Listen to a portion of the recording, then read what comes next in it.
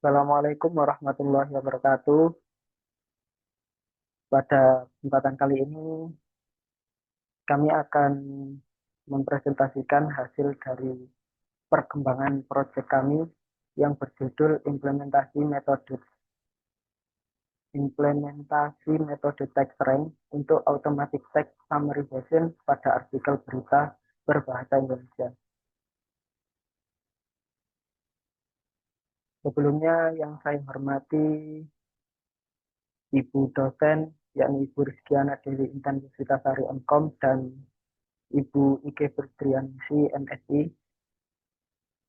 Perkenalkan juga kami dari kelompok satu yang beranggotakan saya sendiri Muslim Fadzlur Rahman dengan NIM akhir 154 dan ada Muhammad Ramadan Al-Fahri Putra dengan NIM akhir 161 dan juga Kakak Praya Firmansyah dengan NIM akhir 184 dan Pinam Jafan Rizal Mustafa dengan NIM akhir 184.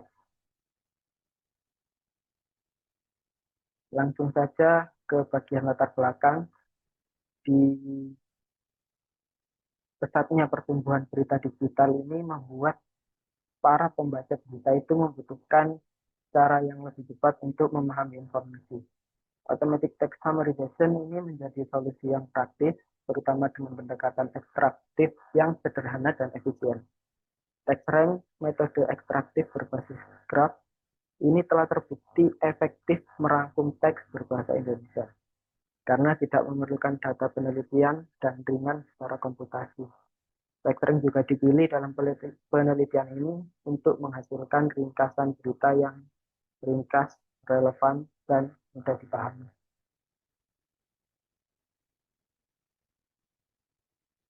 Baik, untuk tujuan dari proyek kami kali ini adalah yang pertama, tentu saja mengimplementasikan metode TextRank sebagai pendekatan peringkasan otomatis terhadap artikel berita berbahasa Indonesia secara ekstraktif. Yang kedua, menguji efektivitas metode TextRank dalam menghasilkan ringkasan, yang dimana ringkasan ini tetap mempertahankan inti informasi penting dari artikel berita. Yang ketiga, mengevaluasi kesesuaian hasil ringkasan terhadap struktur dan karakteristik linguistik bahasa Indonesia. Dan yang terakhir ada mendukung pengembangan sistem bantu baca otomatis yang dapat mempercepat pemahaman isi berita tanpa mengurangi makna utama teks. Lalu ada manfaat. Yang pertama yakni memberikan gambaran tentang bagaimana metode text rank dapat digunakan untuk mencarikan informasi penting dari artikel berita. Yang kedua, mempermudah pembaca dalam memahami inti berita. Yang ketiga, menunjukkan bahwa metode ekstraktif seperti text rank ini dinilai cukup efektif kalau diterapkan dalam konteks bahasa Indonesia. Dan yang keempat, yakni mendorong pemanfaatan metode peringkasan otomatis dalam pengembangan aplikasi bantu baca, sistem pencarian berita, atau platform literasi digital bahasa Indonesia. Next. Baik, untuk dataset yang kami gunakan pada proyek kali ini, kami melakukan scraping manual. Kami melakukan scraping pada dua portal berita, yaitu kompas.com dan detik.com.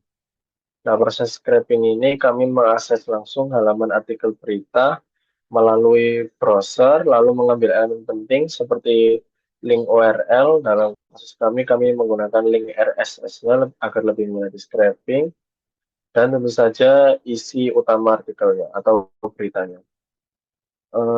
Pengambilan tentu saja dilakukan secara manual untuk memastikan struktur teks terbaca dengan benar dan sesuai dengan kebijakan masing-masing situs. Hanya berita yang memiliki isi lengkap dan informatif yang dimasukkan ke dalam dataset. Berita yang kami kumpulkan berasal dari beberapa kategori seperti ada kategori nasional, ekonomi, dan teknologi. Kami mengambil berita berjumlah 100 berita dan hasil 100 berita tersebut kami simpan dalam format CSV agar memudahkan pemisahan antara judul dan isi artikel serta mempermudah proses peringkasan menggunakan metode TextRank.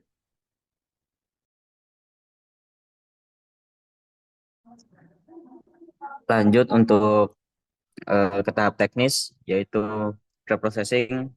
Mengingat data yang kami gunakan adalah hasil scraping dari portal berita asli, tantangan utamanya adalah banyaknya noise di data tersebut. Jadi poin pertama itu kami melakukan cleaning noise, itu di eh, data yang kita ambil dari situs seperti Detik atau Kompas, kami menemukan banyak teks iklan seperti eh, gambar, video, dan lain-lain. Hingga mana redaksi di awal kami seperti Jakarta, CNN Indonesia.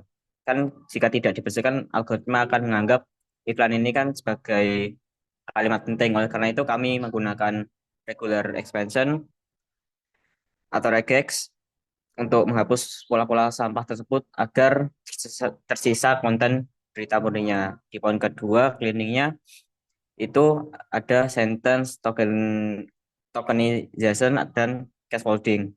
Itu untuk meringkas teks dan kami memecah paragraf menjadi daftar kalimat atau sentence tokenization. Kami juga melakukan scaffolding dari mengubah huruf kecil dan menghapus angka serta tanda baca untuk keperluan perhitungan. Selanjutnya untuk pre-processing yaitu custom stopword removal, yaitu di mana kita tidak hanya menggunakan stopword standar bahasa Indonesia atau sastrawi, kami menambahkan custom stopword khusus jurnalistik, kata-kata seperti ujar atau pungkas, menurutnya atau kata dia itu kami hapus. Kenapa? Karena kata-kata ini itu muncul hampir di setiap kalimat berita. Jika tidak dihapus, algoritma TextRank bisa salah mengira bahwa kata ujar adalah topik utama berita. Lanjut,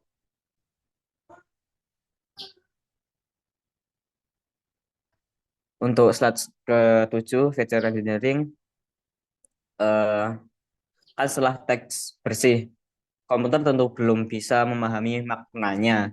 Kita perlu mengubah teks tersebut menjadi representasi angka atau vektor. Di sini kami menggunakan metode TF-IDF atau term frequency, inverse document frequency.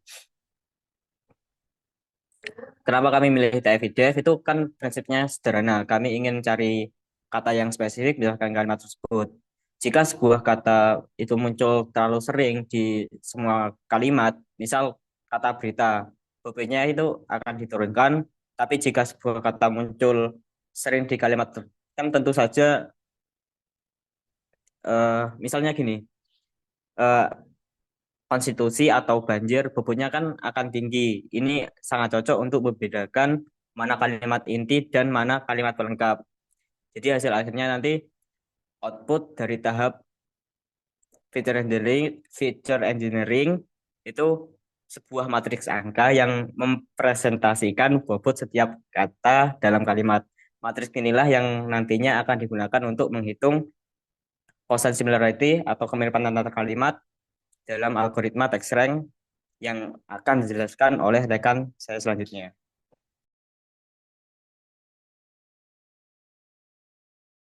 Baik, yang selanjutnya yaitu kendala. Pada saat proses pengerjaan kami menjumpai beberapa kendala yang muncul. Yang pertama, tidak semua isi teks berita berhasil terambil secara utuh karena struktur setiap paragraf berbeda, sehingga beberapa paragraf tidak terbaca atau terpotong saat scraping. Yang kedua, teks yang berhasil diambil sering mengandung banyak karakter aneh, yaitu seperti simbol, kode HTML, atau karakter non-alfabet yang tidak diperlukan. Karakter-karakter ini muncul akibat elemen tambahan dari situs seperti script, iklan, dan tag khusus yang ikut terbaca oleh scraper.